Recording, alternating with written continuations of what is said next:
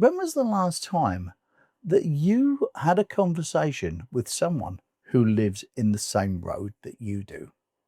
Once upon a time, community was a massive thing and everybody knew everybody in their street.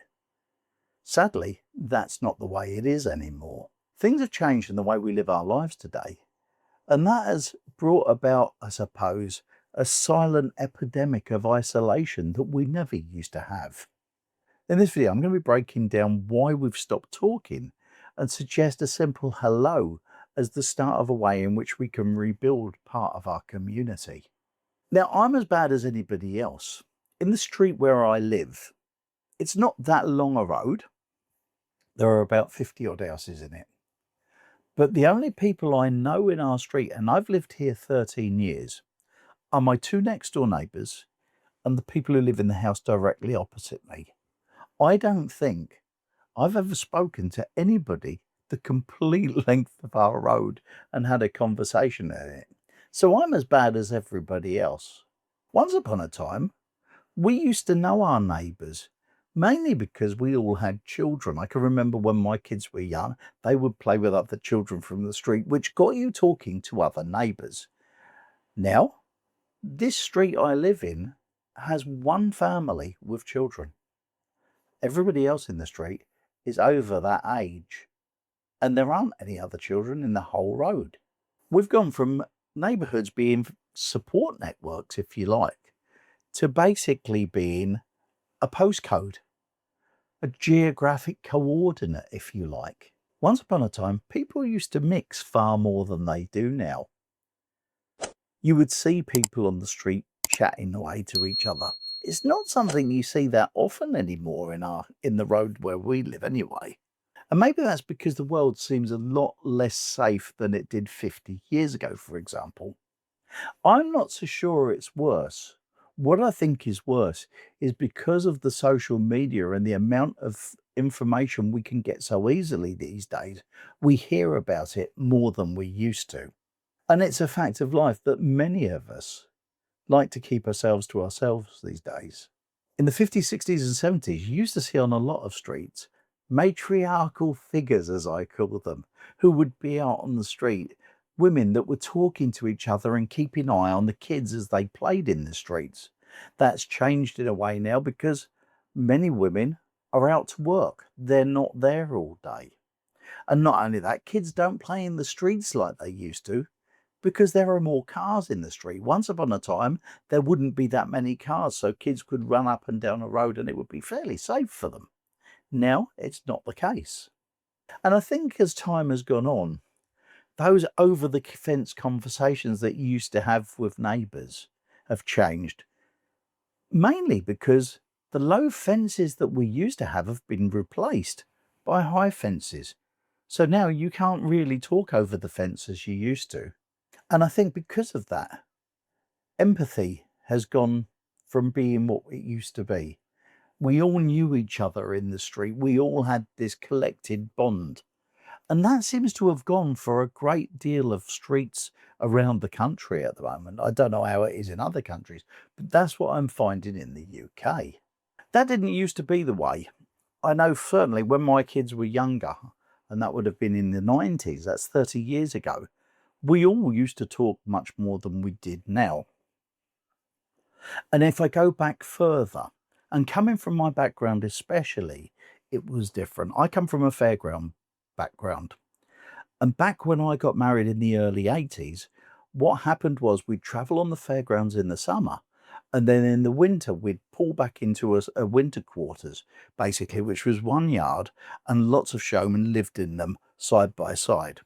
So there would be a row of trailers, caravans, whatever you want to call them, side by side there. And it was a much more social thing than it is now. I can remember we'd go from one trailer to the other, go in and have a cup of tea, have a chat and all that sort of thing. The men that were out working on the equipment in the back of the yard would all stand out there and have a chat and talk to each other. So there was a whole bunch of people that got on with each other, knew each other, and were always talking. I can remember when I first got married, there was a couple 2 doors down from me, and they were in their 70s, 80s, I suppose. And I can remember when I first got married, she would send her husband down with some dishes, and it would be a bacon pudding or a steak and kidney pie or something like that to help us on our way because we were a newly married couple. And that doesn't happen anymore. So, how do we change it? Perhaps we could have a low stake greeting, if you like. Some way you could just chat to somebody without a huge commitment to time. And that can be just saying hello to the people, how's your day going, as you stand next to them, perhaps in a shop queue. There are all sorts of ways we can do that. And I think what's happened is we've got so used to not doing it that we find it hard to do these days. And perhaps it's time for us to start making that effort in order to build that community feeling that we so used to have.